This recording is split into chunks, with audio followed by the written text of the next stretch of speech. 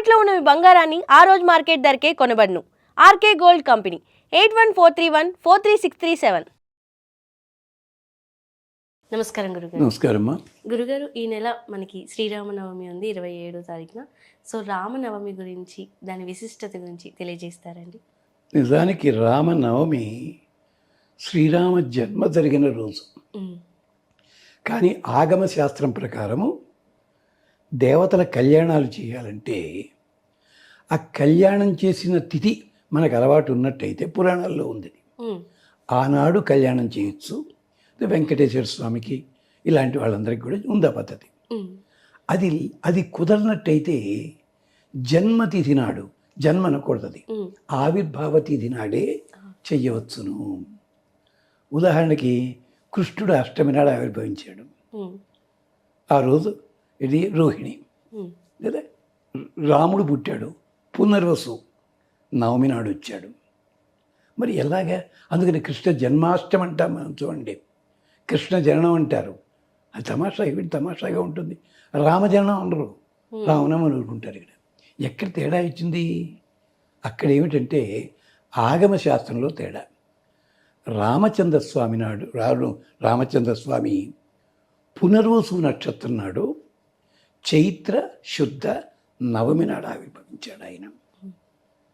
పునర్వసు అంటే అర్థం ఏమిటంటే అది తలుచుకున్న ఆ రోజు పూజ చేసిన వసువు పున ఆయాతి, పోయిన సంపద తిరిగి వస్తుంది అని చెప్పడానికి. అది నవమి 9 అనే అంకెకి చాలా ఘనత ఉంది. అదొక స్థిరత్వానికి సంకేతం. అందుకనే ఆర్టీఏ ఆఫీసుల్లో మీ వెహికల్కి 9 నెంబర్ కావాలంటే, వెహికల్ ఏమో 5 లక్షలు ఉంటుంది, ఆ నెంబర్కి 3 లక్షలు తీసుకుంటాడు. ఎందుకని 2 తోళ్ళు 18 కలిపితే 9, 3 తోళ్ళు 20. అంతేకాదు 9 పక్కనున్నాకని గౌరవిస్తుంది. 19 కలపండి 10 1 దాని రాముడు కూడా అలాగే తను ఇచ్చిన మాట మీద నిలబడతాడు, పక్కవాడిని గౌరవిస్తాడు. అది పునర్వసు. రామనవమి లోపల అందరూ మర్చిపోతుంది ఏమిటంటే, నిజానికి దశరథుడు 60,000 సంవత్సరాలు పరిపాలించిన తర్వాత యజ్ఞం చేద్దామనుకున్నట్ట ఇంట్లో పురోహితుడు ఉన్నాడు కదా, వశిష్ఠుల వారు, ఋష్యశృంగుని పిలిచాట. రేపు పొద్దున ఇంట్లో కనీసం సత్యమడతానికి వస్తాడా వశిష్ఠుడు? కాదు. వశిష్ఠుడంటే కేవలము ఇంద్రియములు నిగ్రహించినవాడు. ఋష్యశృంగుడంటే భగవంతుణ్ణి వెతికి పట్టుకున్నవాడు. అందుకని ఋష్యశృంగుడు వచ్చాడు, యజ్ఞం చేస్తున్నాడు, 3 భార్యలు జరుగుతోంది. ఈ లోపల దేవతలంతా వచ్చారు, గోలగోల. అప్పుడు విష్ణు వచ్చాడు. మనకి దేవుళ్ళని అడగడం చేత కాదు. వాళ్ళు ఏమనాలి? రావణాసుని చంపరచ్చు కదా. త్వమ్మానుషో భూత్వా, మనిషివై పుట్టి రావణాసుని చంపు. ఉర్దుంపతగా మనిషివై పుట్టి రావణాసుని చంపాలంటే ఒంటి మీదకి 16 ఏళ్ళు రావాలి, అందరూ కొంపలో కూర్చోవాలి. ఏం కృష్ణుడిలాగా పుట్టి పుట్టకని చంపేయచ్చు కదా. లేదు, వీళ్ళకి అడగడం చేత కాదు. అందుకని వెంటనే ఆయన అన్నాడు, వస్తాను. చతుర్విధమాత్మానం కృత్వా, నన్ను 4గా పుట్టించుకుంటాను. ఎందుకని? రావణాసుర వధ కోసం రాముడిగా, ఇంద్రజిత్తు వధ కోసం లక్ష్మణస్వామిగా, లవణాసుర వధ కోసం శత్రుఘ్నుడిగా, మరో శైలుషుడనే గంధర్వుడి వధ కోసం భరతుడిగా వస్తాను. కాదు, 10,000 సంవత్సరాలు ఉంటాను. ఎందుకు? పరశురాముడి దెబ్బకి రాజ్యాలు నాశనం అయిపోయాయి. అంటే శ్రీరామనవమి గొప్పతనం చూడండి. రామావతారం జస్ట్ రావణ వధ కోసం కాదు వచ్చింది, ఇన్ని పనులు చేసి పెట్టాడు ఆయన. వచ్చి ఉంటాను, రాజ్యాన్ని నిలబెడతాను, మనిషి అన్నవాడు ఎలా ఉండాలో చూపిస్తా అన్నాడు. ఆయన కోసం అమ్మ కథలు ఇచ్చింది, ఆవిడ అవస్థ పడింది అన్నట్టు. వాళ్ళు పిల్లల్ని ఎప్పుడు కన్నారమ్మా? 11,000 సంవత్సరాలు ఉన్నారు కదా. 12 ఏట పెళ్ళి అయింది. 12 ఏట కన్నారు అయోధ్యలో, పిల్లల్ని కనలేదే. 14 అడవిలో ఉన్నారు, పిల్లల్ని కనలేదే. తిరిగి వచ్చారు, ఎప్పుడు కంది సీతాదేవి? 11,000 సంవత్సరాల్లో చిట్ట చివరి 200 సంవత్సరాల్లో కంది ఆవిడ.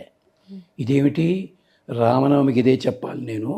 లోకంలో శాస్త్రం ఏడు తెలిసిన, నీకు అధికారం రావాల్సిన టైంకి అధికారం కనుక జారిపోతే నీకు పాపం అంటూ ఉంటుంది. ఆ పాపం పోవాలంటే యాగాలు చేయాలి. రాముడికి అదే జరిగింది పాపం. ఇక రేపు వెళ్ళాలి, పట్టాభిషేకం చేసుకోవాలి, అడవికి వెళ్ళిపోయాడు. తను తప్పుదంది కాదు. అందుకని 11,000 సంవత్సరాల్లో ఇన్ని సంవత్సరాలు యాగాలు చేసుకుంటూ బ్రహ్మచర్యం పాటించాడు ఆయన. సీతాదేవి వెళ్ళిపోయిన తర్వాత 600 యాగాలు చేశాడు. 600 యాగాలకి 600 బంగారు సీతల్ని తయారు చేసుకున్నాడు. ఇది ఎవడు చెప్పడు. ఇది విశేషం. అంటే రాముడు మనకి నేర్పింది ఏమిటి? సుఖాలకి పొంగవద్దు, కష్టాలకి కుంగవద్దు, ప్రలోభాలకి వంగవద్దు, మనిషిగా జీవించు, మహర్షి అవుతావు. అందుకనే రాముడు మనిషిగా పుట్టిన ఎన్ని పనులు చేశాడండి. తలుచుకుంటే కాకిని చంపగలడే, కాకి మీద బ్రహ్మాస్త్రం వేస్తే పరిగెత్తిందట కాకి, అస్త్రం వెనకాలి, నమ్మగలవాండి దేవన్నాను. అలాంటి వాడు మరి సీతాదేవి అదే అడిగింది, కాకిని తిప్పిన వాడికి రావణాసురుని చంపడం లెక్క కాదా? ఏం చేస్తున్నాడు మా ఆయన అంటే ఏమిటి? ఎక్కడెక్కడ ఎలా ఎలా పనులు చెయ్యాలో నేర్పినవాడు రామచంద్రస్వామి.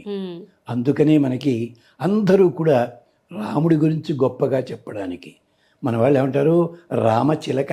ఏం రామచిలక ఎందుకు మంచి చిలక అనొచ్చు కదా. రామశబ్దం లేదా మనకి ఆశ్చర్యం కలిగింది. రామరామ ఇలా జరిగిందే, అలాగా వాడు రాంబంటండి, రామదండు అంటే రాముడి మాట ఎంత దగ్గరైపోయిందో. అందుకనే పాపం గాంధీ గారు కూడా హరే రామ్ అని చెప్పడంలో ఉద్దేశం అది. రాముడికి సంబంధించి రామ రహస్యోపనిషత్తు అని ఉంది. ఆ 7 కాండల్లో కూడా అద్భుతంగా రామకథని ఎంత అద్భుతంగా చెప్పారు. ఆఖరికి రాముడి లాంటి మంచి పిల్లాడు లేడడానికి ఒక్కటే ఉదాహరణ, సీతమ్మ నుంచి విడిచేస్తాడు జనకుడు. చేసేసుకున్నాడా? తలదించుకున్నట్ట. అప్పుడు విశ్వామిత్రుడు అన్నాడు, వాళ్ళ నాన్నకి చెప్పాలయ్యా, వస్తాడు అన్నాడు. అందుకని సీతాదేవితో కలిసినప్పుడు పితృకృత దారాయితి, నాన్న ఒప్పుకుని చేసిన సంబంధం అని ప్రేమగా ఉన్నాడంటాడు వాల్మీకి చోట. అంతేకాదు, సమయమైనా ఇంకోటి సరదాగా చెప్తాను.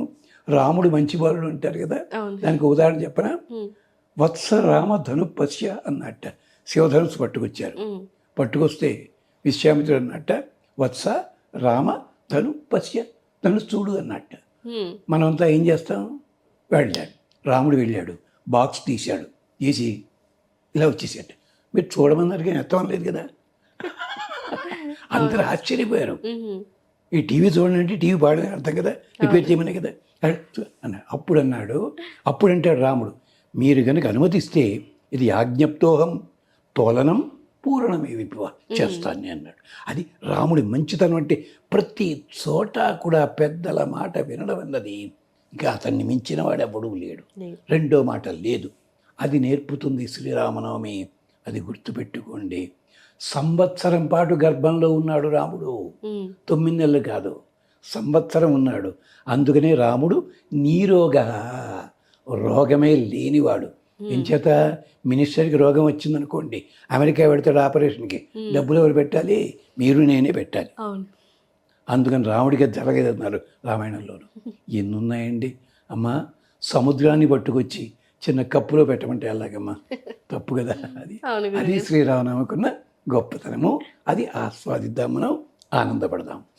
చాలా చక్కగా తెలియజేశారండి. నమస్కారం.